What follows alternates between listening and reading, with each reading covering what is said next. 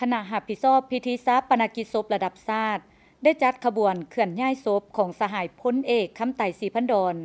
จากเฮือนพักของเพิ่นบ้านสะพานทองเมืองศรีสัตนานครหลวงเวียงจันทน์ไปสู่หอประชุมแห่งชาติเพื่อจะตั้งการเข้าคำนับศพและไว้อาลัยอย่างเป็นทางการเป็นเวลา4วันเริ่มแต่วันที่3-6 เมษายน 2025ตอนเช้าเริ่มแต่เวลา 8 โมงถึง 12 โมงตอนบ่ายเริ่มแต่เวลา 14 โมงถึง 17 โมงการนำผักหลัดเข้าวางพวงมาลาไว้อาลัยต่อการจากไปของสหายพลเอกคำไต่ศรีพันดรอดีตประธานคณะบริหารงานศูนย์กลางภาคอดีตประธานประเทศทั้งหมดนี้ติดตามชมได้พร้อมด้วยข่าวอื่นๆรายละเอียดทีมข่าวโทรภาพแห่งชาติลาวรายงาน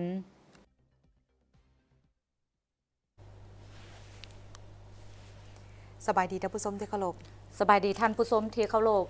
ตอนรับประทานเข้าสู่การรายงานข่าวสดภาคค่ำประจำวันจากห้องข่าวโทรภาพแห่งชาติข่าวภาคค่ำในมื้อนี้พบกับท่านผู้ชมวันพฤหัสที่3 เมษายน 2025กับพวกเขาทั้งสองพันงาสุทธิพงษ์พร้อมด้วยข้าพเจ้าอนุมาลาธิดาและลามภาษามือเสียงย่างเหยะย่างพร้อมด้วยติ้งหลิงจันทวงศ์ไซทำอีกนี้พวกเขาจะมาเริ่มที่ข่าวโทรเลขเศร้าสลดใจจากคณะบริหารงานศูนย์กลางภาคคอมมิวนิสต์เวียดนามประธานประเทศรัฐบาลสภาแห่งชาติคณะกรรมการศูนย์กลางแนวโฮมประเทศชาติเวียดนามส่งมายังคณะบริหารงานศูนย์กลางภาคประชาชนปฏิบัติลาวประธานประเทศรัฐบาลสภาแห่งชาติศูนย์กลางแนวลาวสร้างชาติคณะบริหารงานศูนย์กลางพรรคคอมมิวนิสต์เวียดนามประธานประเทศรัฐบาลสภาแห่งชาติคณะกรรมการศูนย์กลางแนวโฮมประเทศชาติเวียดนามได้ส่งโทรเลขเศร้าสลดใจมายังคณะบริหารงานศูนย์กลางพรรคประชาชนปฏิบัติลาวประธานประเทศรัฐบาลสภาแห่งชาติศูนย์กลางในลาวสร้างชาติต่อการมรณกรรมของสหายพลเอกคำไต่ศรีพันดรอดีตประธานคณะบริหารงานศูนย์กลางพรรคอดีตประธานประเทศแห่งสาธารณรัฐประชาธิปไตยประชาชนลาวซึ่งมีเนื้อในดังนี้คณะบริหารงานศูนย์กลางพรรคคอมมิวนิสต์เวียดนามประธานประเทศรัฐบาลสภาแห่งชาติคณะกรรมการศูนย์กลางแนวโฮมประเทศชาติเวียดนามและประชาชนเวียดนามขอแสดงความเศร้าสลดใจและอาลัยอาวรณ์อย่างสุดซึ้งเมื่อได้รับข่าวสหายพลเอกคำไต่ศรีพันดรอดีตประธานพรรคอดีตประธานประเทศแห่งสาธารณรัฐประชาธิปไตยประชาชนลาวได้ถึงแก่มรณกรรมในวันที่2 เมษายน 2025สหายคำไต่ศรีพันดรแม่นการนำที่ดีเด่นหุ่นทำอิฐเป็นแกนนำลักแหล่งของศูนย์กลางพรรคประชาชนปฏิบัติลาวเป็นผู้นำที่แสนเคารพรักของประชาชนลาวบรรดาเผ่าเป็นนักรบปฏิวัติที่จงรักภักดีตลอดชีวิตได้เสียสละสู่ชนเพื่อความเป็นเอกราชของชนชาติสิทธิเสรีภาพความผาสุกของประชาชนและการพัฒนาความเจริญรุ่งเรืองของประเทศชาติการจากไปของสหายคำไต่ศรีพันดรเป็นการสูญเสียอันใหญ่หลวงสำหรับพรรครัฐประชาชนลาวและครอบครัวของสหายพรรครัฐกองทัพและประชาชนเวียดนามได้สูญเสียผู้เป็นเพื่อนมิตรที่ยิ่งใหญ่สหายอ้ายน้องที่สนิทสนมที่สุดที่เคยได้ต่อสู้เคียงบ่าเคียงไหลในการต่อต้านอันยืดเยื้อยาวนานของสองประเทศสหายย้ำใดก็สนับสนุนต่อภารกิจสร้างสาและปกปักรักษาประเทศชาติของประชาชนเวียดนามและได้มีการประกอบส่วนสำคัญหลวงหลายในการสร้างสาหัดแน่นและพัฒนาสายผูกพันมิตรภาพอันยิ่งใหญ่ความสามัคคีแบบพิเศษและการร่วมมือรอบด้านเวียดนามลาวพรรครัฐและประชาชนเวียดนามตีราคาสูงต่อบรรดาการอุทิศอันใหญ่หลวงของสหายคำไต่ศรีพันดรในภารกิจต่อสู้ญาติเอาเอกราชแห่งชาติของประชาชนลาวในเมื่อก่อนก็คือภารกิจเปลี่ยนแปลงใหม่ปกปักรักษาสร้างสาและพัฒนาชาติของสาธารณรัฐประชาธิปไตยประชาชนลาวในปัจจุบันพรรครัฐคณะกรรมการศูนย์กลางแนวโฮมประเทศชาติเวียดนาม และประชาชนเวียดนามขอแบ่งเบาความเศร้าสลดใจอันสุดซึ้งและแบ่งปันความทุกข์โศกที่สุดมายังพรรครัฐ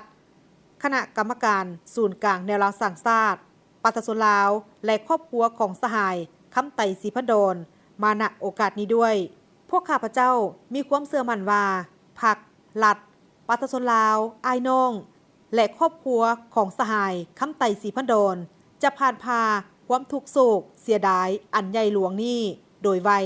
และสืบต่อภารกิจสร้างสาประเทศลาวให้นับมือนับเจริญหุ่งเฮืองเลขาธิการใหญ่ประธานประเทศสาธารณรัฐประชาชนจีนได้ส่งโทรเลขแสดงความเศร้าสลดใจต่อการมรณกรรมของสหายพลเอกคำไต่ศรีพันดรอดีตประธานคณะบริหารงานศูนย์กลางพรรคอดีตประธานประเทศแห่งสาธารณรัฐประชาธิปไตยประชาชนลาว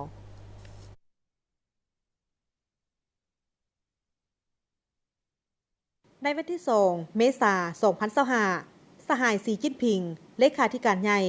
คณะกรรมการศูนย์กลางพรรคคอมมิวนิสต์จีนประธานประเทศแห่งสาธารณรัฐประชาชนจีนได้ส่งโทรเลขแสดงความเศร้าสลดใจมายังสหายทองลุ้นศรีสุริตเลขาธิการใหญ่คณะบริหารงานศูนย์กลางพรรคประชาชนปฏิวัติลาวประธานประเทศแห่งสาธารณรัฐประชาธิปไตยประชาชนลาวต่อการมรณกรรมของสหายพลเอกคำไต่ศรีพันดรอดีตประธานคณะบริหารงานศูนย์กลางพรรคอดีตประธานประเทศแห่งสาธารณรัฐประชาธิปไตยประชาชนลาวเนื่องในโทรเลขระบุว่าข้าพเจ้าขอต่างหน้าให้พรรคคอมมิวนิสต์จีนรัฐบาลจีนประชาชนจีนและในนามส่วนตัวขอแสดงความเศร้าสลดใจและอาลัยอาวรณ์อย่างสุดซึ้งต่อการจากไปของสหายพลเอกคำไต่ศรีพันดรและแสดงความเห็นใจอย่างจริงใจมายังครอบครัวของสหายพลเอกคำไต่ศรีพันดรสหายพลเอกคำไต่ศรีพันดรแม่นนักคอมมิวนิสต์ที่นักแน่นแม่นแกนน้ำที่ดีเด่นของการนำรุ่นอาวุโสของพรรคและรัฐลาวแม่นสหายและเพื่อนมิตรที่สนิทสนมของพรรคและประชาชนจีนเพิ่นได้อุทิศสติปัญญาและกำลังวังษาตลอดชีวิตเพื่อภารกิจเปลี่ยนแปลงใหม่และการสร้างสาสังคมนิยมของประเทศลาวได้ประกอบส่วนสำคัญเข้าในการพัฒนาสายพัวพันธ์ของสองพรรคสองรัฐลาวจีนพรรครัฐและประชาชนจีนจะระลึกถึงสหายคำไต่ตลอดไปประเทศจีนกับประเทศลาวแม่นประเทศสังคมนิยมบ้านใกล้เฮือนเคียงที่มีสายภูสายน้ำติดจอดกันแม่นบ้านใกล้เฮือนเคียงที่ดีเพื่อนมิตรที่ดีสหายที่ดีและคู่ร่วมมือที่ดีฝ่ายจีนถือสำคัญในระดับสูงต่อการเสริมสร้างและเสริมขยายสายผูกพันมิตรภาพที่เป็นมูลเสื้อระหว่างสองพรรคสองรัฐจีนลาวฝ่ายจีนยินดีพยายามร่วมกันกับฝ่ายลาวสุกยู่การสร้างคู่ร่วมสัตกรรมจีนลาวและการสร้างสาภารกิจสังคมนิยมของแต่ละประเทศให้มีการพัฒนายิ่งขึ้นอย่างบ่หยุดยั้งขออวยพรให้ภารกิจก่อสร้างพรรคและประเทศลาวประสบผลสำเร็จอันใหม่ใหญ่หลวงกว่าเก่าอย่างบ่หยุดยั้งภายใต้การนำพาอันนักแน่นของศูนย์กลางพรรคประชาชนปฏิวัติลาวที่ถือสหายทองลุ้นศรีสุริตเป็นเลขาธิการใหญ่สหายพลเอกคำไต่ศรีพันดรยืนยงในภารกิจปฏิวัติลาวสั่วกาลนานท่านผู้ชมที่เคารพในตอนเช้าของมื้อนี้ 3 เมษายน 2025 ที่นครหลวงเวียงจันทน์บรรดาการนำภาครัฐพร้อมด้วยครอบครัวศรีพันดรได้จัดพิธีตักบาตรเพื่อระลึกถึงการจากไปของสหายพลเอกคำไต่ศรีพันดรอดีตประธานพรรคอดีตประธานประเทศ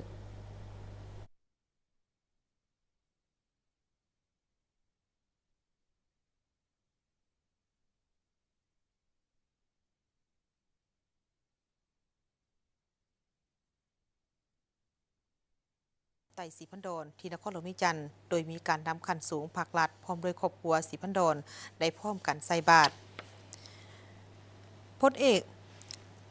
คำไต่ศรีพันดรเกิดเมื่อวันที่8 กุมภาพันธ์1924ที่บ้านหัวโขงผะใหญ่เมืองโขงแขวงศรีทันดรหรือแขวงจำปาสักในปัจจุบันเป็นบุตรของพอนีนีลาไซและแม่สายบัวนีลาไซในครอบครัวซนสั้นซาวนากลางมีไอ้น้องร่วมกัน6 คนเวลาอายุ7 ปีได้ขึ้นมาอยู่เวียงจันทน์นำพ่อเฒ่ามหาแก้วและได้เข้าโรงเรียนประถมหลังจากนั้นก็สอบเสียงเข้าเรียนมัธยมปาวีซึ่งเป็นโรงเรียนมัธยมแห่งเดียวอยู่ประเทศลาวในสมัยนั้นท้ายปี1941ประธานคำไต่ศรีพันดรได้ตัดสินใจออกจากโรงเรียนแล้วเสียงเข้าเฮ็ดเวียกอยู่แขนงไปรษณีย์หลังจากนั้นก็ได้ไปเรียนต่อวิชาเฉพาะ2 ปีอยู่ไซงอนภาคใต้เวียดนามนครโฮจิมินห์ในปัจจุบันปี1944ประธานคำไต่ศรีพันดรได้รับการแต่งตั้งเป็นนายสายและได้ประจำการอยู่แขวงพงศาลีปี1946ประธานคำไต่ศรีพันดรได้เป็นหัวหน้าไปรษณีย์อยู่เมืองปากเซแขวงจำปาสักปี1947ถึง1948เป็นนายทหารประจำเสนาธิการ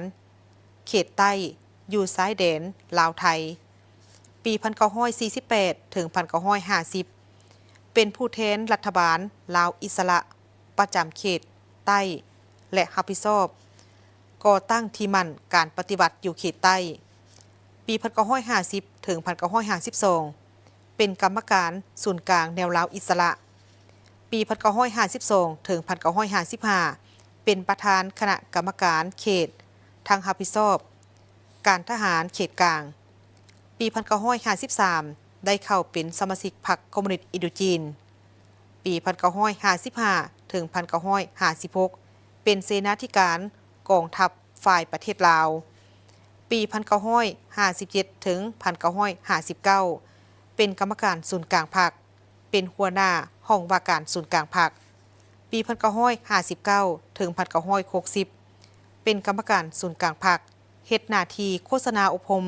และรับผิดชอบอยู่วิทยุกระจายเสียงของศูนย์กลางพรรคฝ่ายประเทศลาวปี1960ถึง1961เป็นกรรมการศูนย์กลางพรรครับผิดชอบเวียกงานการทหารเป็นผู้บัญชาการสูงสุดกองทัพฝ่ายประเทศลาวปี1972กองประชุมใหญ่ครั้งที่2ของพรรคได้รับการเลือกตั้งเป็นกรรมการกรมการเมืองศูนย์กลางพรรคเป็นผู้บัญชาการสูงสุดกองทัพปลดปล่อยประชาชนลาวปี1975ภายหลังยึดอำนาจการปกครองในทั่วประเทศได้รับการแต่งตั้งเป็นรองประธานสภารัฐมนตรีเป็นรัฐมนตรีกระทรวงป้องกันประเทศทั้งเป็นผู้บัญชาการสูงสุด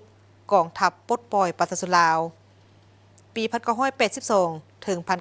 1986กองประชุมใหญ่ผู้แทนทั่วประเทศครั้งที่3ของพรรคได้รับการเลือกตั้งเป็นกรรมการกรมการเมืองศูนย์กลางพรรคเลขาธิการศูนย์กลางพรรคเป็นรัฐมนตรีกระทรวงป้องกันประเทศและเป็นผู้บัญชาการสูงสุดกองทัพประชาชนลาวปี1986ถึง1991กองประชุมใหญ่ผู้แทนทั่วประเทศครั้งที่4ของพรรคได้รับการเลือกตั้งเป็นกรรมการกรมการเมืองศูนย์กลางพรรคเลขาธิการศูนย์กลางพรรคอีกเทื่อใหม่ทั้งรับผิดชอบเป็นรัฐมนตรีกระทรวงป้องกันประเทศและเป็นผู้บัญชาการสูงสุดกองทัพประชาชนลาวปี1991กองประชุมใหญ่ครั้งที่5ของพรรคสหายได้ถูกเลือกตั้งเป็นกรรมการกรมการเมืองศูนย์กลางพรรคและเป็นรองนายกรัฐมนตรีกระทรวงป้องกันประเทศทั้งเป็นผู้บัญชาการสูงสุดกองทัพประชาชนลาววันที่15เดือน8 1991กองประชุม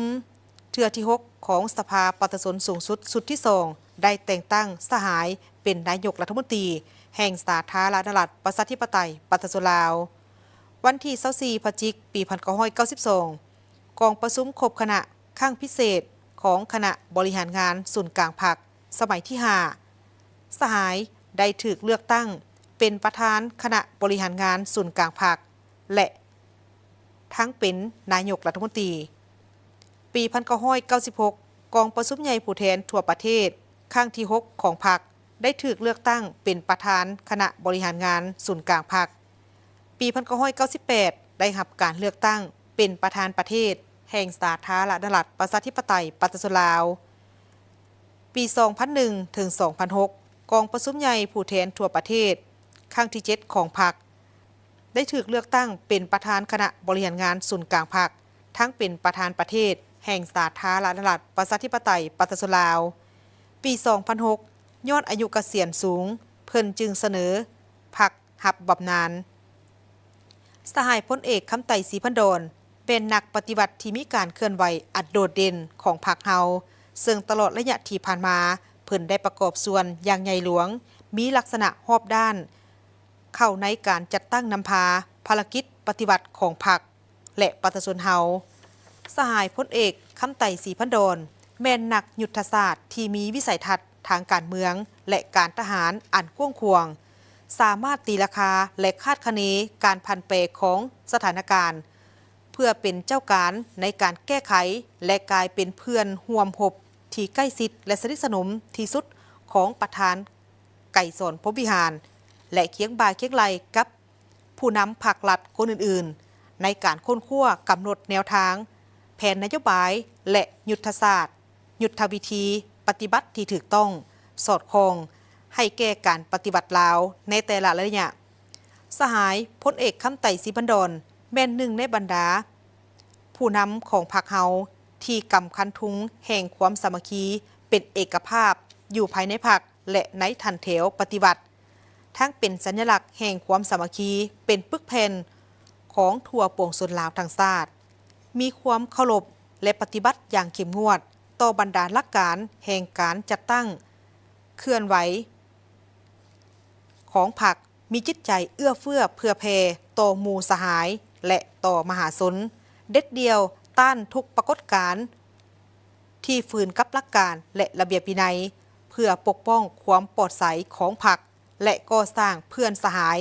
ให้มีการประพฤติปฏิบัติที่เป็นแบบอย่างจึงเฮ็ดให้เพิ่นได้รับความเคารพนับถือและเชื่อมั่นจากการจัดตั้งและเพื่อนสหายอยู่อ้อมข้างตลอดมาด้วยคุณงามความดีของสหายพลเอกคำไต่ศรีพันดรพรรครัฐได้ย่องยอสรรเสริญด้วยเหรียญไซเหรียญกาประเภทต่างๆเช่น 1. เหรียญค้ำแห่งชาติจำนวน2เหรียญเหรียญไซพิราชอาจหารสั้นหนึ่งจำนวน1เหรียญเหรียญไซปฏิวัติชนะเลิศสั้นหนึ่งจำนวน1เหรียญเหรียญกาต่อต้านฝรั่งจำนวน1เหรียญเหรียญกาต่อต้านอเมริกาจำนวน1เหรียญเหรียญการะลึก70ปีของพรรคจำนวน1เหรียญนอกจากนั้นยังได้รับเหรียญดาวคำเหรียญไซและเหรียญการ์ดต่างๆจากประเทศเพื่อนมิตรจำนวนหนึ่งคณะรับผิดชอบพิธีชาปนกิจศพระดับชาติได้จัดขบวนเคลื่อนย้ายศพของสหายพลเอกคำไต่ศรีพันดรจากเงินผักของเพิ่นที่บ้านสะพานทองเมืองศรีสัตนานครหลวงเวียงจันทน์มายังหอประชุมแห่งชาติเพื่อจัดตั้งเข้าร่วมคำนับและไว้อาลัยอย่างเป็นทางการเป็นเวลา4วันเริ่มแต่วันที่3เมษายน2025ถึงวันที่6เมษายน2025ตอนเช้าเริ่มแต่เวลา 8:30 ถึงเวลา 12 โมงตอนบ่ายเริ่มแต่เวลา 14 โมงถึงเวลา 17 โมง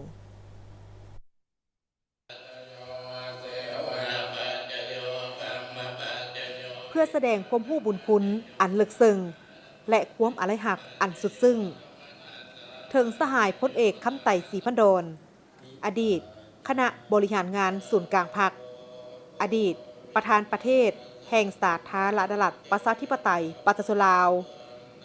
คณะรับผิดชอบพิธีชาปนกิจศพระดับชาติได้จัดพิธีเคลื่อนย้ายศพของเพิ่นมาสู่หอประชุมแห่งชาติ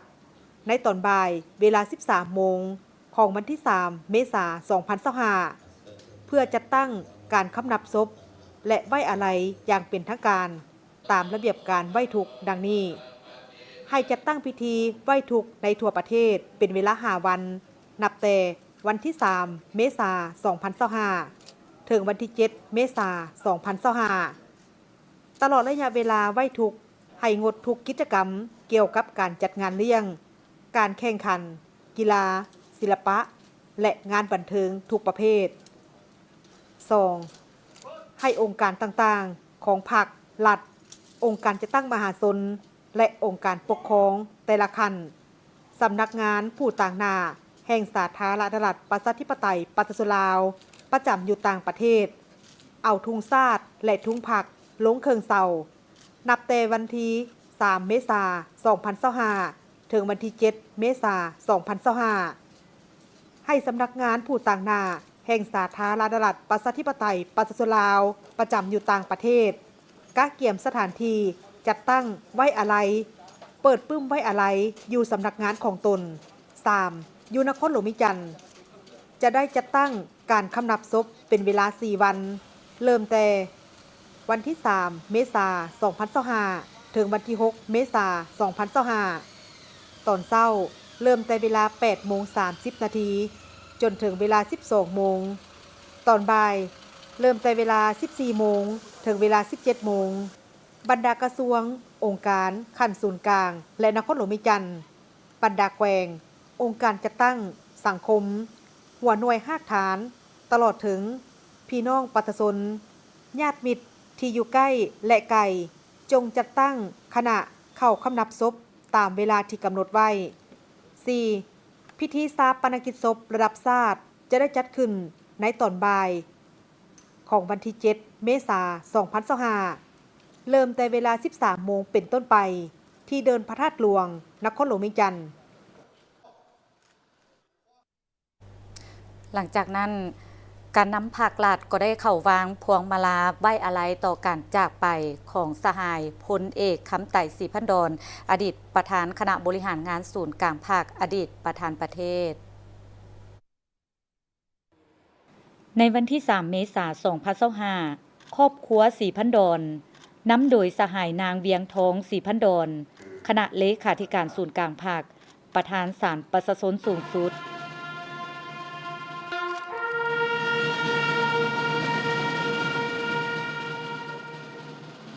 ครอบครัวศรีสุริตนำโดยสหายทองลุ้นศรีสุริตเลขาธิการใหญ่ประธานประเทศ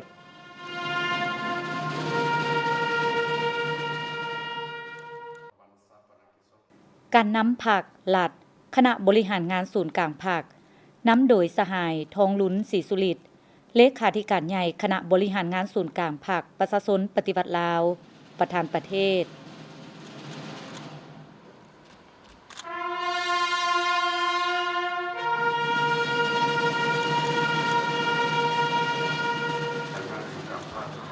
คณะสภาแห่งชาติ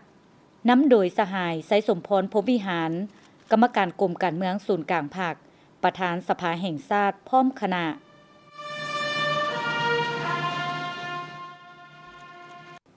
คณะรัฐบาลนำโดยสหายพลเอกจันทร์สมรจัญญราษฎร์กรรมการกรมการเมืองศูนย์กลางภาครองนายกรัฐมนตรีพร้อมด้วยคณะรัฐบาล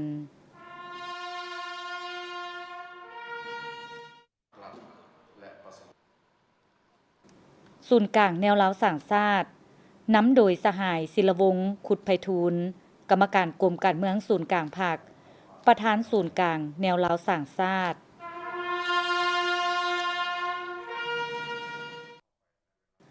ครอบครัววรจิตนำโดยสหายบุญยังวรจิตอดีตเลขาธิการใหญ่อดีตประธานประเทศ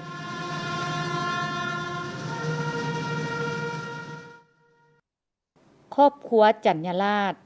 นำโดยสหายพลเอกจันทร์สมรจัญญราษฎร์กรรมการกรมการเมืองศูนย์กลางภาครองนายกรัฐมนตรี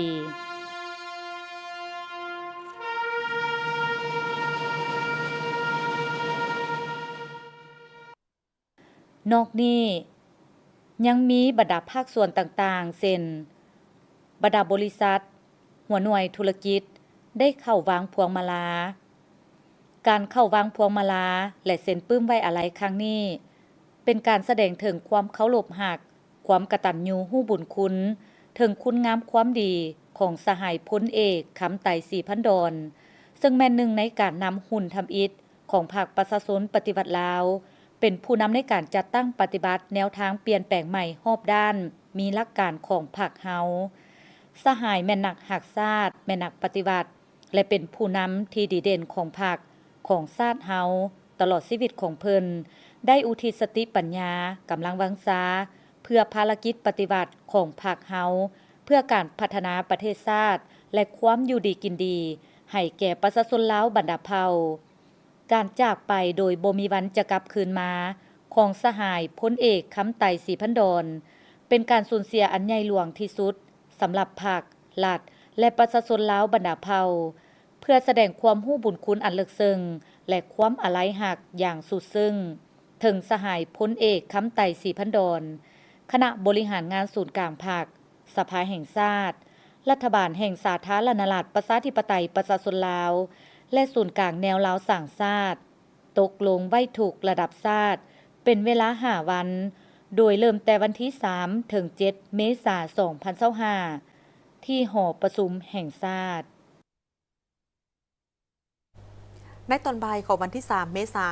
น 2025 นี้สหายตัวเลิมเลขาธิการใหญ่คณะบริหารงานศูนย์กลางพรรคคอมมิวนิสต์เวียดนาม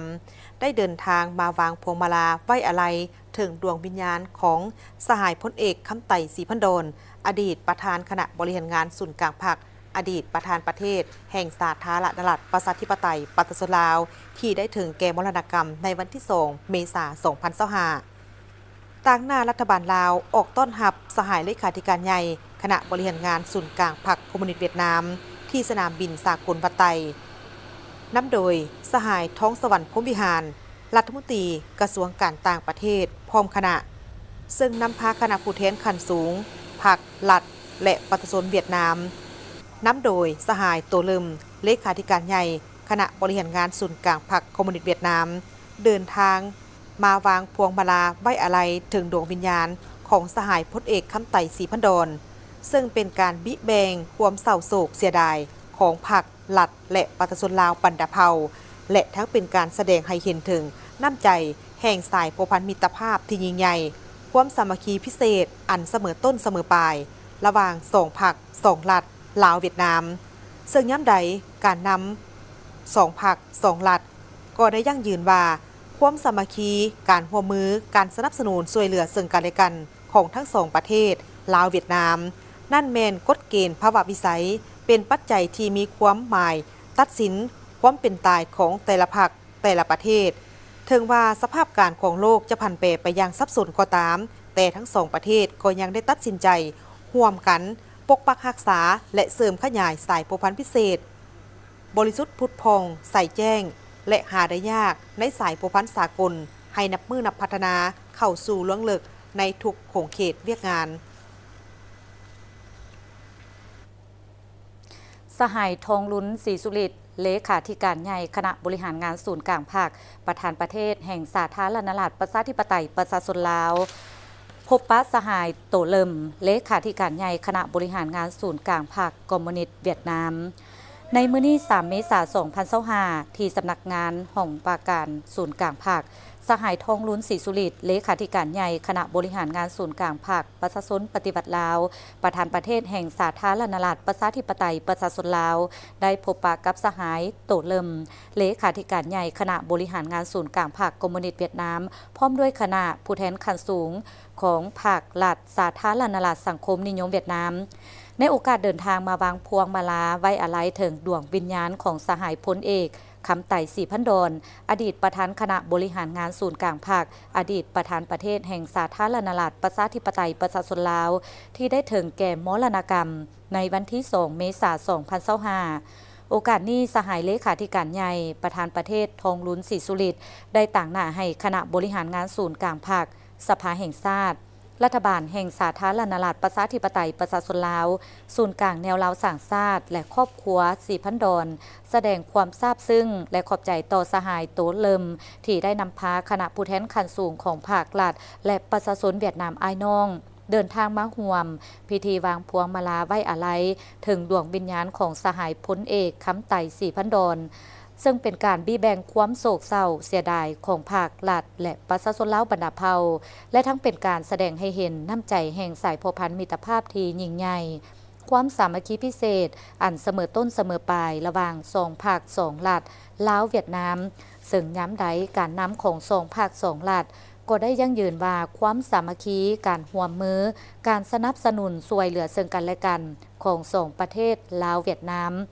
นั่นแม่นเป็นกฎเกณฑ์ภาวะวิสัยเป็นปัจจัยที่มีความหมายตัดสินความเป็นความตายของแต่ละภาคแต่ละประเทศถึงว่าสภาพการของโลกจะผันแปรไปอย่างซับซ้อนก็ตามแต่สองประเทศยังตัดสินใจร่วมกันปกปักรักษาและเสริมขยายสายพันธุ์พันธุ์พิเศษบริสุทธิ์พุทธพองใส่แจ้งและหาได้ยากในการเพาะพันธุ์สากลให้นำมือพัฒนาเข้าสู่หลวงเลิกในทุกขงเขตเวียกงานสหายเลขาธิการใหญ่ประธานประเทศทองลุ้นศรีสุริตตีราคาว่าสหายพลเอกคำไต่ศรีพันดรอดีตประธานคณะบริหารงานศูนย์กลางภาคอดีตประธานประเทศแห่งสาธารณรัฐประชาธิปไตยประชาชนลาวเป็นหนึ่งในบรรดาสหายการนำหุ่นทำอิฐของภาคประชาชนปฏิวัติลาวที่ได้เป็นหลักแหล่งและแก่นนำของศูนย์กลางภาคนำพาซี่นำการปฏิวัติศาสตร์ประชาธิปไตยในเมื่อก่อนและภารกิจปกปักรักษาพัฒนาประเทศชาติก็คือเป็นผู้นำหน้าในการจัดตั้งปฏิบัติแนวทางเปลี่ยนแปลงใหม่รอบด้านอย่างมีหลักการของพรรคแม่นักหักชาตินักปฏิบัติและเป็นผู้นำที่ดีเด่นของพรรคของชาติตลอดชีวิตของสหายได้อุทิศสติปัญญากำลังวังชาเพื่อภารกิจปฏิบัติเพื่อการพัฒนาประเทศชาติและความอยู่ดีกินดีให้แก่ประชาชนลาวบรรดาเผ่าในยามยังมีชีวิตสหายพลเอกคำไต่ศรีพันดรได้เอาใจใส่เป็นพิเศษในการเพิ่มพูนคูณสร้างสายพันธุ์มิตรภาพลาวเวียดนามถือเป็นบุริมสิทธิ์อันดับต้น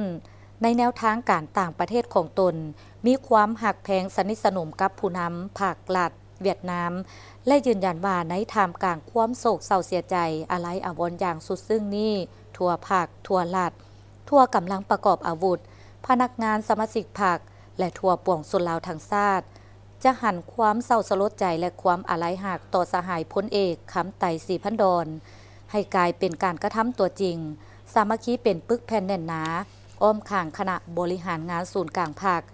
เสริมขยายมูลเสื้ออันสง่าองอาจของชาติและของภาคเด็ดเดียวเหนียวแน่นพันขยายแนวทางเปลี่ยนแปลงใหม่ของภาคสู่หลวงเลิกสืบต่อบูรณะระบอบประชาธิปไตยประชาชนก้าวขึ้นตามจุดหมายสังคมนิยม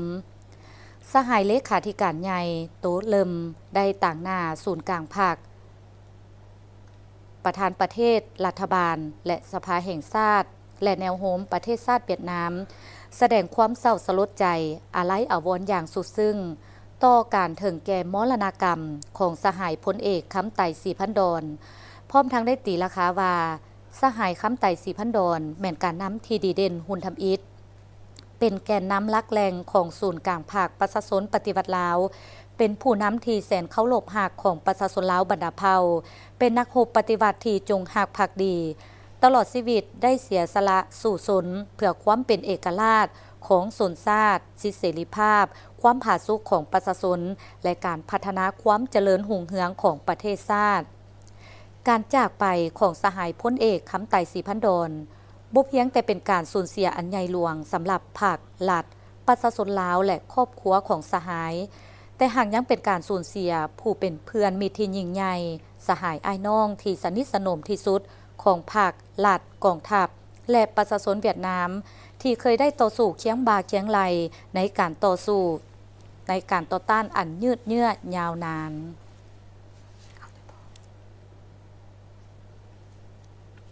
ท่านผู้ชมที่เคารพมาฮอดตอนนี้พวกเขาจะให้บรรดาทานเคารพธงชาติแล้วจึงกลับมาติดตามชมการรายงานข่าวเติมอีกทุ่งชาติลาวเป็นสัญลักษณ์แห่งสาธารณรัฐประชาธิปไตยประชาชนลาวสันติภาพ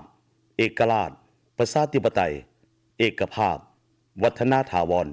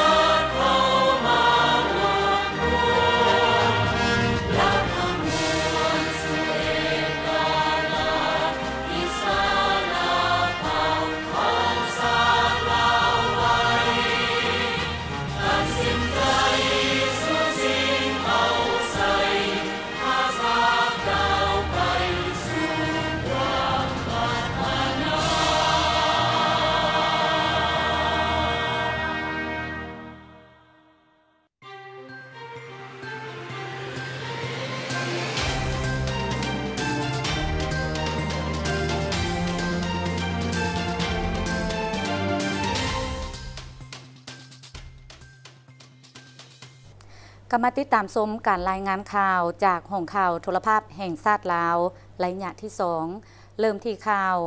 สหายโตเลิมเลขาธิการใหญ่คณะบริหารงานศูนย์กลางภาคคอมมิวนิสต์เวียดนามพร้อมด้วยคณะผู้แทนขั้นสูงภาครัฐเวียดนามวางพวงมาลาไว้อาลัยถึงดวงวิญญาณของสหายพลเอกคำไต่ศรีพันดรอดีตประธานคณะบริหารงานศูนย์กลางภาคอดีตประธานประเทศแห่งสาธารณรัฐประชาธิปไตยประชาชนลาวในตอนบ่ายมื้อนี้3 มีนา 2025ที่หอประชุมแห่งชาติสหายโตเลิมเลขาธิการใหญ่คณะบริหารงานศูนย์กลางภาคคอมมิวนิสต์เวียดนามพร้อมด้วยคณะผู้แทนขั้นสูงภาครัฐสาธารณรัฐสังคมนิยมเวียดนามได้เข้าวางพวงมาลาไว้อาลัยถึงสหายพลเอกคำไต่ศรีพันดรอดีตประธานคณะบริหารงานศูนย์กลางภาคอดีตประธานประเทศแห่งสาธารณรัฐประชาธิปไตยประชาชนลาวโอกาสนี้สหายโตเลิมเลขาธิการใหญ่คณะบริหารงานศูนย์กลางภาคคอมมิวนิสต์เวียดนามพร้อมด้วยคณะผู้แทนขั้นสูงภาครัฐสาธารณรัฐสังคมนิยมเวียดนามได้แสดงความอาลัยหักอย่างสุดซึ้งต่อการจากไปของสหายพลเอกคำไต่ศรีพันดรผลงานและบทเรียนของสหายยังฝังลึกในดวงใจของประชาชนลาวและประชาชนสองชาติลาวเวียดนามอ้ายน้อง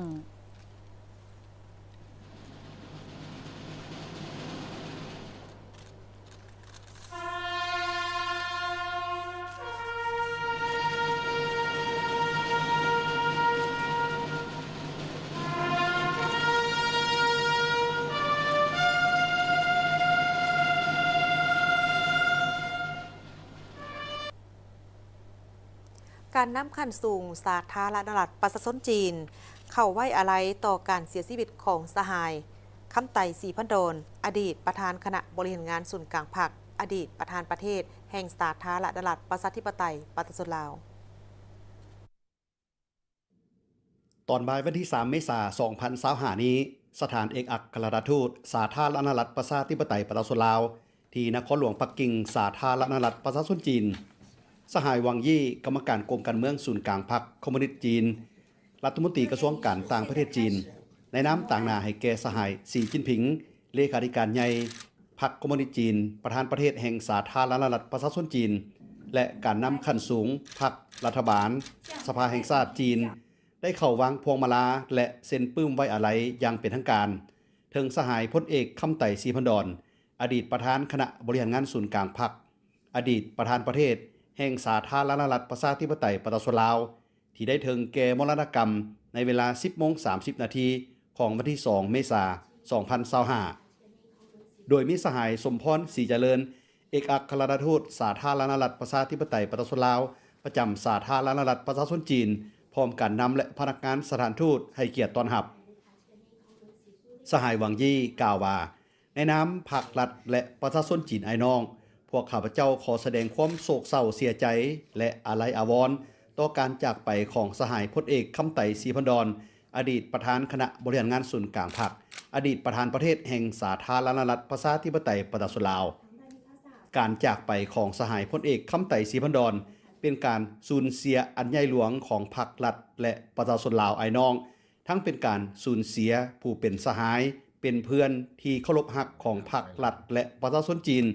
และหวังอย่างยิ่งว่าพรรครัฐและประชาชนลาวอ้ายน้องจงถือเอาโอกาสอันโศกเศร้าเสียดายนี้เป็นพลังแห่งสามัคคีอันยิ่งใหญ่อันมีสหายท่องรุ่นศรีสุริตเป็นแก่นนำเพื่อนำพาประชาชนลาวประดับเผ่า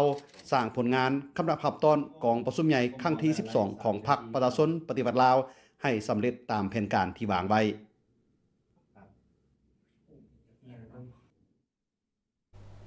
ตอนบ่ายของวันที่ 3 เมษายน 2025 นี้ที่หอประชุมแห่งชาติสหายสอนไซศรีพันดรกรรมการกรมการเมืองศูนย์กลางพรรคนายกรัฐมนตรีแห่งสาธารณรัฐประชาธิปไตยประชาชนลาวได้พบปะกับสหายตัวเลิมเลขาธิการใหญ่คณะบริหารงานศูนย์กลางพรรคคอมมิวนิสต์เวียดนามในโอกาสที่เดินทางมาร่วมไว้อาลัยต่อการจากไปอย่างบ่มีวันหวนกลับคืนของสหายพลเอกคำไต่ศรีพันดรอดีตประธานคณะบริหารงานศูนย์กลางพรรคประชาชนปฏิวัติลาวอดีตประธานประเทศแห่งสาธารณรัฐประชาธิปไตยประชาชนลาวที่ได้ถึงแก่มรณกรรมในวันที่ 2 เมษายน 2025 ในโอกาสดังกล่าวนี้สหายนายกรัฐมนตรีสอนไซศรีพันดอนได้ต่างหน้าให้แก่พรรครัฐและประชาชนลาวบรรดาเผ่าโดยเฉพาะแม่นครอบครัวศรีพันดอนแสดงความรู้บุญคุณและแสดงความขอบใจอย่างจริงใจมายังสหายตัวเริ่มเลขาธิการใหญ่คณะบริหารงานศูนย์กลางพรรคคอมมิวนิสต์เวียดนามที่ได้นำพาคณะผู้แทนขั้นสูงของสาธารณรัฐสังคมนิยมเวียดนามเดินทางมาร่วมไว้อาลัยในครั้งนี้ก็คือการแบ่งเบาความเศร้าโศกเสียใจต่อพรรครัฐและประชาชนลาวซึ่งเป็นการแสดงให้เห็นถึงสายพัวพันพิเศษของทั้งสองประเทศลาวเวียดนามที่มีหนึ่งบ่มีสองในโลกก็คือความหักแพงฐานสหายอ้ายน้องในครอบครัวเดียวกันคณะผู้แทนขั้นสูงของเวียดนามเป็นคณะผู้แทนต่างประเทศคณะทำอิฐที่ได้มาเข้าร่วมพิธีไว้อาลัยในครั้งนี้การจากไปของสหายพลเอกคำไต่ศรีพันดอนบ่เพียงแต่เป็นการสูญเสียอันใหญ่หลวงต่อครอบครัวศรีพันดอนเท่านั้นแต่ยังเป็นการสูญเสียอันใหญ่หลวงที่สุดของพรรครัฐและประชาชนลาวบรรดาเผ่าเช่นเดียวกันในโอกาสนี้สหายนายกรัฐมนตรีสอนไซศรีพันดอนก็ได้ยืนยันว่าจะสืบต่อร่วมกับบรรดาสหายการนำพรรครัฐและประชาชนลาวบรรดาเผ่า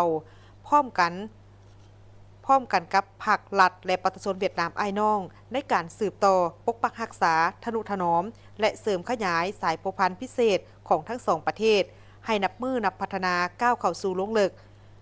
เขียวสดงดงามและมั่นคงขนงแกนสั่วกาลนานพร้อมนั้นสหายเลขาธิการใหญ่ตัวเริ่มก็ได้ต่างหน้าให้พรรครัฐและประชาชนเวียดนามอ้ายน้องแสดงความเศร้าสลดใจและอาลัยอาวรณ์อย่างสุดซึ้งและขอแบ่งเบาความทุกข์โศกที่สุดมายังพรรครัฐและประชาชนลาวบรรดาเผ่าโดยเฉพาะครอบครัวศรีพันดอนที่ได้สูญเสียผู้นำที่เคารพรักในครั้งนี้พร้อมทั้งแสดงความเชื่อมั่นว่าพรรครัฐและประชาชนลาวอ้ายน้องก็คือครอบครัวศรีพันดอนจะผ่านพาความทุกข์โศกเสียดายอันใหญ่หลวงนี้โดยไวและสืบต่อภารกิจสร้างสาประเทศชาติให้นับเจริญรุ่งเรือง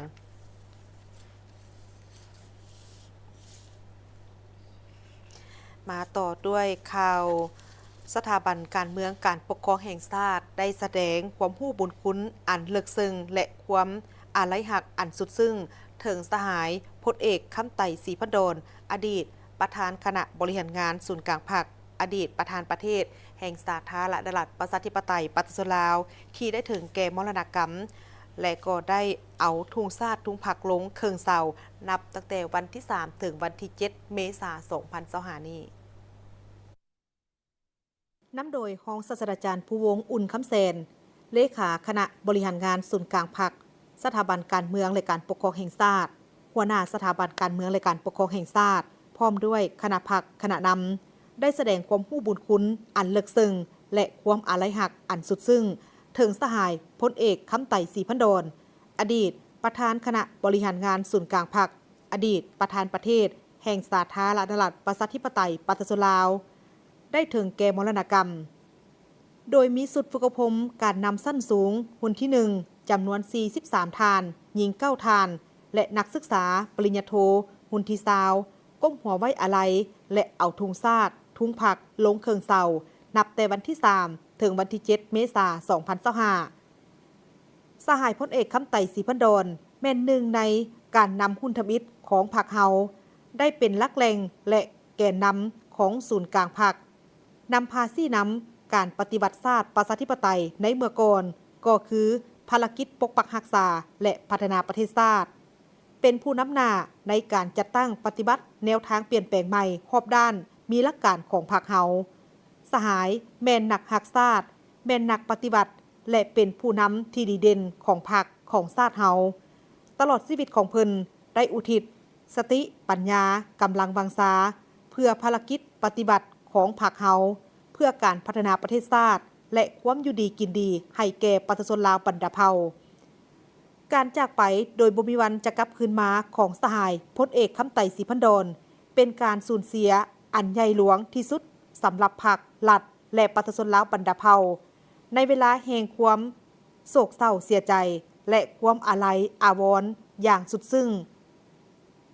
ทั่วพรรคทั่วรัฐทั่วกำลังประกอบอาวุธพนักงานสมาชิกพรรคและทั่ว ทั่วปวงส่วนลาวทั้งชาติได้แสดงความเศร้าสลดใจมาต่อที่ข่าวบริษัทลาวโทรคมนาคมมหาชนเปิดตัวซูเปอร์แอปซูเปอร์เอ็กซ์อย่างเป็นทางการในงานสัปดาห์ดิจิตอลลาวดิจิตอลวีค 2025 งานสัปดาห์ดิจิตอลลาวปี 2025 ได้ไขขึ้นอย่างเป็นทางการในตอนเช้าวันที่ 2 เมษายน ปี 2025 ที่หอประชุมแห่งชาติให้เกียรติเข้าร่วมโดยพระทานท้องลุ้นศรีสุริตประธานประเทศแห่งสาธารณรัฐประชาธิปไตยประชาชนลาวท่านประเสริฐจันทระหลวงทองรองนายกรัฐมนตรีกระทรวงดิจิทัลเพื่อเศรษฐกิจและสังคมแห่งราชอาณาจักรไทยท่านบเวียงคำวงศ์ดารารัฐมนตรีกระทรวงเทคโนโลยีและการสื่อสารพร้อมภาคส่วนที่เกี่ยวข้องทั้งภายในและต่างประเทศในงานสัปดาห์ดิจิทัลลาว 2025 กลุ่มบริษัทลาวโทรคมนาคมมหาชนได้เปิดให้บริการอย่างเป็นทางการ M-Money X Super App Super X ซึ่งเป็นบัตรเก้าใหม่สำหรับ FinTech M-Money X กระเป๋าเงินทั้งมือถือข้างทำอิฐในสาธารณรัฐประชาธิปไตยประชาชนลาวเป็นการร่วมเอาแอปพลิเคชันทางด้านการเงิน M-Money X และแอปพลิเคชันทางด้านโทรคม M-Service และ MyT-Pass เข้าด้วยกันเพื่อยกระดับ FinTech ในสาธารณรัฐประชาธิปไตยประชาชนลาวให้กลายเป็นแพลตฟอร์มกระเป๋าเงินดิจิตอลที่ครบวงจรพร้อมนั้นกลุ่มบริษัทลาวโทรคมมหาชนได้นำเอาเทคโนโลยีใหม่ๆมาวางแสดงเช่น LTC Solution Service HR Platform Cloud Service Contact Service Contact Center Service Management และเทคโนโลยีด้าน IoT SpaceTech AI จากคู่ร่วมธุรกิจของลาวโทรคมเช่นบริษัทไทยคมจำกัดมหาชนบริษัท Advanced Info Service บริษัทหัวเว่ยบริษัท ZTE มหาวิทยาลัยขอนแก่นและ Makerbox ลาวกลุ่มบริษัทลาวโทรคมนาคมมหาชนสืบต่อมุ่งมั่นในการพัฒนานำเอาเทคโนโลยีและนวัตกรรมใหม่ๆเข้ามาหับใช้สังคมลาวเพื่อเป็นการประกอบส่วนในการสร้างสรรค์และพัฒนาประเทศชาติให้มีความหุ่งเหือนศรีวิไลทันสมัยในยุคดิจิตอลพร้อมทั้งเคียงข้างกับสังคมลาวท่านรองนายกรัฐมนตรีได้ให้เกียรติเข้าร่วมกองประชุมเผยแพร่มติของคณะบริหารงานศูนย์กลางภาคฉบับเลขที่ 03 ทับคบสพว่าด้วยการปรับปรุงกงจักรการจัดตั้งและมติกองประชุมสภาแห่งชาติฉบับเลขที่ 05 ทับสพสว่าด้วยการรับรองเอาการปรับปรุงกงจักรการจัดตั้งของรัฐบาลในกองประชุมสหายนางบุญคำวรจิตกรรมการศูนย์กลางภาคเลขาคณะภาครัฐมนตรีกระทรวงทรัพยากรธรรมชาติและสิ่งแวดล้อมได้รายงานและกล่าวจุดประสงค์ในการเผยแพร่ครั้งนี้เพื่อพันขยายมติของคณะบริหารงานส่วนกลางภาคตามแนวทางการจัดตั้งของภาคเฮาในการบริหารจัดการองค์การเพื่อนำใช้ทรัพยากรอย่างประหยัดคุ้มค่าและเกิดประโยชน์สูงสุดมีประสิทธิภาพและยืนยงตามทิศกระทัดรัดโรงเรียนและมีประสิทธิภาพและเข้มแข็งเพื่อให้เข้าใจเป็นเอกภาพกันว่าการปรับปรุงกงจักรการจัดตั้งในครั้งนี้แม่นมีความจำเป็นภาวะวิสัยแม่นการนำพาที่มีลักษณะปฏิบัติของพรรคเฮาเพื่อสืบต่อในการสร้างกำลังแหงและความสามารถยู่แหงการปฏิบัติแนวทางเปลี่ยนแปลงใหม่รอบด้านมีหลักการของพรรคเข้าสู่ลงลึกให้มีความเป็นเอกภาพสูงมีน้ำใจเสียสละตัดสินใจปฏิบัติการจัดตั้งก็คือการตกลงของขันเทิงอย่างเข้มงวดการร่วมเข้ากันระหว่างกระทรวงทรัพยากรธรรมชาติและสิ่งแวดล้อมกระทรวงเกษตรกรรมและป่าไม้มาเป็นกระทรวงเกษตรกรรมและสิ่งแวดล้อมก็เพื่อให้ไทยกงจักร อยู่ทั้งศูนย์กลางและท้องถิ่นกระทัดรัดลดจำนวนลงโดยมีการปฏิบัตินโยบายที่เหมาะสมซับซ้อนบุคลากรเข้าในกงจักรการจัดตั้งของกระทรวงและอยู่สายตั้งขันท้องถิ่นขึ้นใหม่ให้หับประกันมาตรฐานเงื่อนไขเพื่อสืบต่อในการปฏิบัติหน้าที่การเมืองของกระทรวงใหม่ให้เข้มแข็งมีประสิทธิผลมีความโปร่งใสตามทิศหันไปสู่ประสิทธิภาพของพนักงานราชการแต่ละคนทางนี้ก็เพื่อให้กงจักรการเคลื่อนไหวของบรรดาองค์การอำนาจรัฐให้มีความเข้มแข็งและมีประสิทธิภาพเป็นการแก้ไขสภาพซ้ำซ้อนพลบทบาทเวียกงานที่ กำหนดเข้าในขอบเขต10 นาทีที่บ่ทันถึกบอนรวมไปถึงการกำหนดสายใยการจัดตั้งจะแจ้งและหัดกลุ่มคาดหมายการปรับปรุงแม่นเพื่อยกสูงประสิทธิผลของเวียกงานลุดพรขอดคันเอาเวียกงานค่ายคือกันโฮมเข้ากันบ่ให้ซ้ำซ้อนกันก้าวกายกันเฮ็ดให้การนำพาซี่น้ำการบริหารคุ้มครองมีประสิทธิภาพสูงและว่องไวขึ้นกว่าเก่านำใช้งบประมาณมีประสิทธิผลและเป็นการสร้างเงื่อนไขความสามารถในการยกสูงระดับเงินเดือนเงินอุดหนุนและเงินนโยบายต่างๆให้แก่พนักงานราชการในต่อหน้าอย่างเป็นรูปธรรมต้องกำแน่นและปฏิบัติให้ถูกต้องตามทัศนะซี่น้ำขั้นตอนในการปรับปรุงกงจักการจัดตั้งต้องติดพันกับการสืบต่อปรับปรุงกลไกแบบแผนวิธีเฮ็ดเวียกและการแบ่งขันคุ้มครองแบ่งสิทธิ์แบ่งความรับผิดชอบและหน้าที่ระหว่างศูนย์กลางและท้องถิ่นให้เหมาะสมตามทิศกระทรวงคุ้มครองมหาภาคจากนั้นสหายพลเอกจันทร์สมรจัญญราชกรรมการกรมการเมืองศูนย์กลางภาคคณะเลขาธิการศูนย์กลางภาครองนายกรัฐมนตรีแห่งสาธารณรัฐประชาธิปไตยปฏิรูปลาวก็ได้แสดงความย่องยอสมเสยต่อกับผลงานการจัดตั้งปฏิบัติในระยะที่ผ่านมาของกระทรวงทรัพยากรธรรมชาติและสิ่งแวดล้อมพร้อมกันนั้นสหายก็ได้เน้นหนักให้บรรดาสหายในคณะผักคณะน้ำแต่ละคันต้องเพิ่มทวีความเอาใจใส่โดยถือความสำคัญนำพาเวียกงานการเมืองแนวคิดต่อสมาชิกพรรคพนักงานพร้อมทั้งรับผิดชอบโดยกงในการปรับปรุงกงจักการจัดตั้งปรับปรุงพลบทบาทและการซับซ้อนการจัดวางบุคลากรในครั้งนี้เป็นไปตามระบบและมีผลสำเร็จตามระยะเวลารับประกันได้ถึงความสามัคคีและความสงบหลีกเลี่ยงในเวลาที่ปรับปรุงกงจักการจัดตั้งเวียกงานมีการทดถอยการเคลื่อนไหว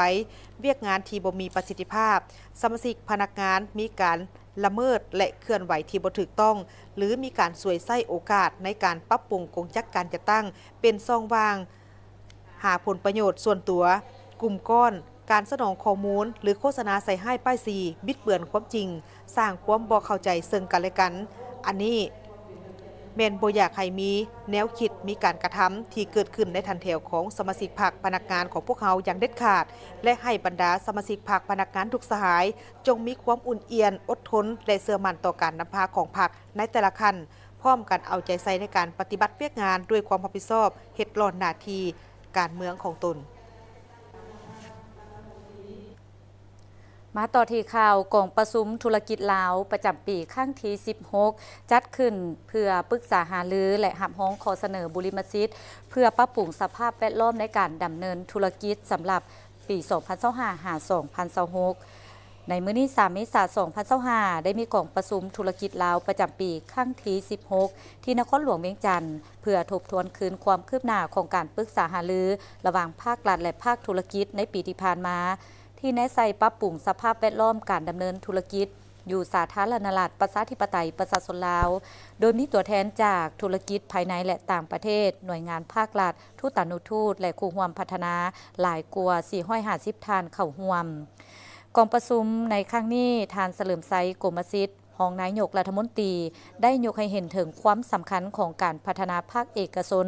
ต่อการบรรลุเป้าหมายแผนพัฒนาเศรษฐกิจสังคมแห่งชาติโดยเน้นหนักถึงความสำคัญของการปรับปรุงนโยบายและการดำเนินงานของภาครัฐบาลต่อการสร้างสภาพแวดล้อมในการดำเนินธุรกิจให้มีความสะดวกสบายเพื่อประกอบส่วนในการขับเคลื่อนการเติบโตของเศรษฐกิจและลดผ่อนความทุกข์ยาก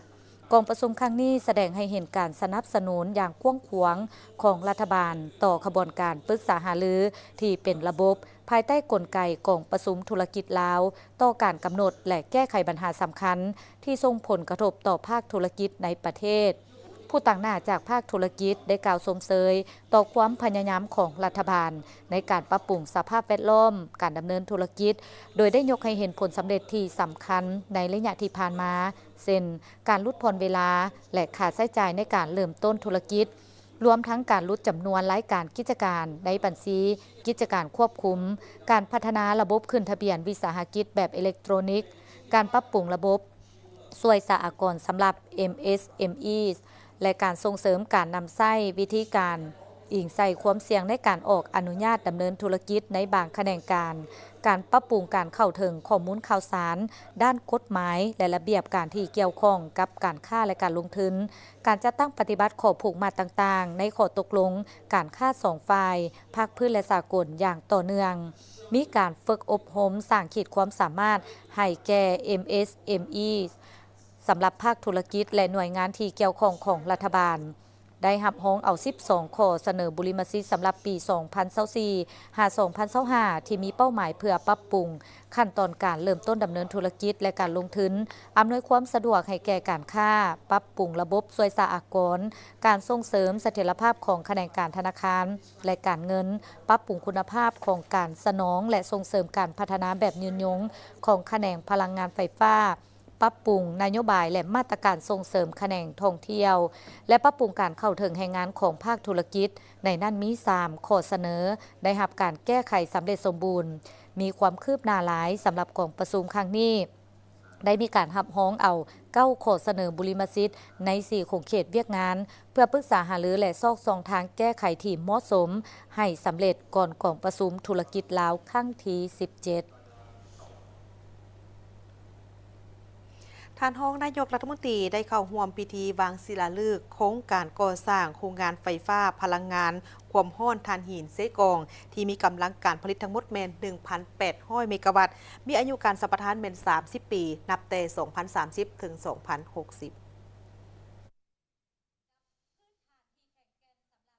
ในวันที่2 เมษายน 2025 ท่านเฉลิมชัย กมสิทธิ์รองนายกรัฐมนตรีได้ให้เกียรติเข้าร่วมพิธีวางศิลาฤกษ์โครงการก่อสร้างโรงไฟฟ้าพลังงานความร้อนถ่านหินเซกองของกลุ่มบริษัทพรศักดิ์จำกัดที่เมืองกะลึมแขวงเซกองท่านรัฐมนตรีกระทรวงพลังงานและบ่อแห่ท่านเจ้าแขวงเซกองท่านรองรัฐมนตรีกระทรวงบ่อแห่และพลังงานแห่งราชอาณาจักรกัมพูชาบรรดาท่านรองรัฐมนตรีกระทรวงองค์การผู้ต่างหน้าบรรดาแขวงใกล้เคียงคณะบริหารงานโครงการพนักงานที่เกี่ยวข้องและแขกถูกเชิญเข้าร่วมในพิธีท่านพรศักดิ์วิไลศักดิ์ประธานกลุ่มบริษัทพรศักดิ์จำกัดได้รายงานให้รู้ว่าโครงการก่อสร้างโรงไฟฟ้าพลังงานความร้อนถ่านหินแห่งนี้มีกำลังการผลิตทั้งหมด 1,800 เมกะวัตต์ประกอบมี6โรงละ300 เมกะวัตต์ซึ่งกระแสไฟฟ้าที่ผลิตได้จะส่งออกไปประเทศกัมพูชา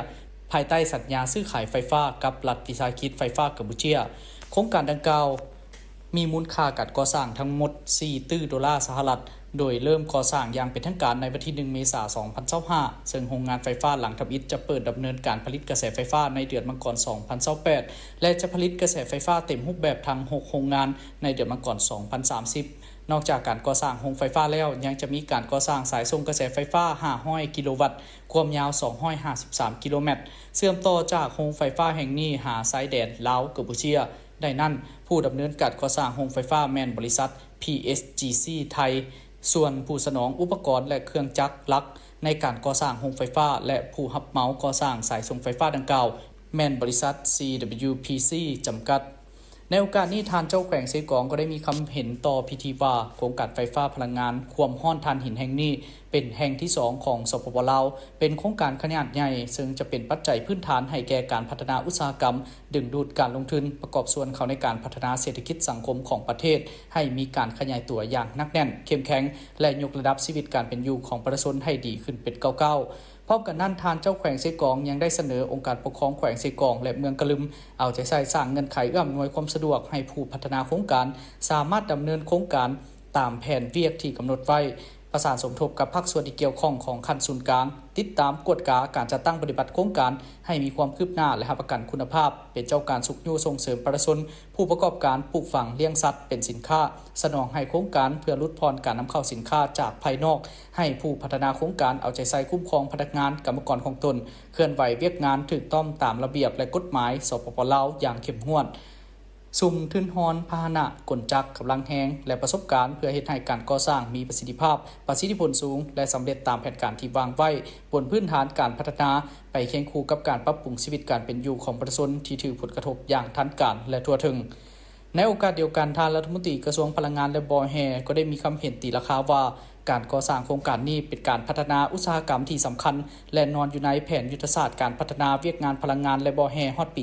2030 เป็นโครงการใหญ่ที่มีการลงทุนสูงนำใช้เทคโนโลยีที่ทันสมัยโดยมีความเชื่อมั่นว่าภายหลังก่อสร้างโครงการสำเร็จ จะกลายเป็นเงื่อนไขที่สำคัญให้แก่การพัฒนาอุตสาหกรรมพลังงานประกอบส่วนเข้าในการพัฒนาเศรษฐกิจสังคมของสปป.ลาวในเฉพาะหน้าและยาวนานสามารถเชื่อมโยงพลังงานกับประเทศใกล้เคียงได้บ่มซ่อนของแหล่งทรัพยากรธรรมชาติเพื่อผลิตพลังงานสะอาดมีเสถียรภาพมั่นคงสามารถสนองกระแสไฟฟ้าให้เพียงพอกับความต้องการส่งใช้อยู่ภายในและมีการส่งออกให้ปรากฏผลเป็นจริงในตอนท้ายท่านรองนายกรัฐมนตรีก็ได้ให้เกียรติกดปุ่มเปิดพิธีวางศิลาฤกษ์และลั่นคล้องเพื่อเป็นสิริมงคลให้แก่การก่อสร้างโครงการดังกล่าวตื่มอีกทั้งหมดนี้คือการรายงานข่าวเหตุการณ์ต่างๆที่เกิดขึ้นอยู่ภายในประเทศจากนี้ไปใจบรรทัดที่ตามชมการรายงานข่าวต่างประเทศพร้อมด้วยข่าวกีฬาและพยากรณ์อากาศ